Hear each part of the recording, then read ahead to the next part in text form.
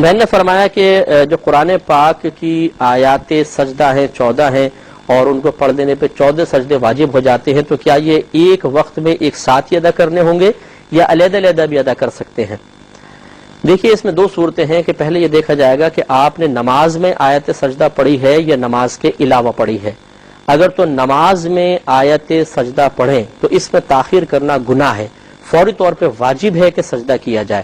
جیسے کہ جو بھائی تراویح پڑھتے ہیں انہوں نے دیکھا ہوگا کہ جب کسی رکعت میں آیت سجدہ آنے والی ہوتی ہے تو حافظ صاحب پہلے سے بتا دیتے ہیں کہ بھائی آیت سجدہ آئے گی، اور جیسے ہی وہ آیت سجدہ پڑھتے ہیں چاہے قیام میں ہو فوراً سجدے میں چلے جاتے ہیں اور سجدہ تلاوت کیا جاتا ہے۔ اور چنانچہ نماز میں تو فوری سجدہ واجب ہے، لیکن نماز کے علاوہ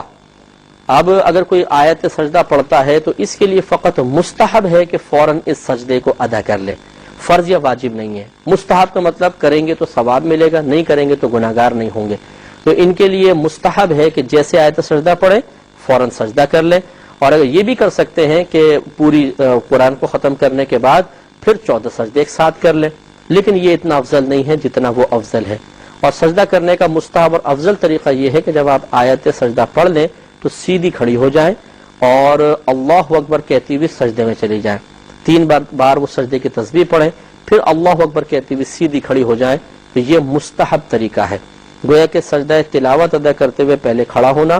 پھر سجدہ کرنے کے بعد دوبارہ کھڑا ہونا، یہ مستحب ہے۔ اس میں کوئی ہاتھ نہیں اٹھانے ہوتے، اس میں کوئی سلام نہیں پھیرنا ہوتا، اور اس میں قیام جیسے ہم نے بتایا کہ مستحب ہے۔ لہٰذا اگر کسی نے آیت سجدہ پڑھی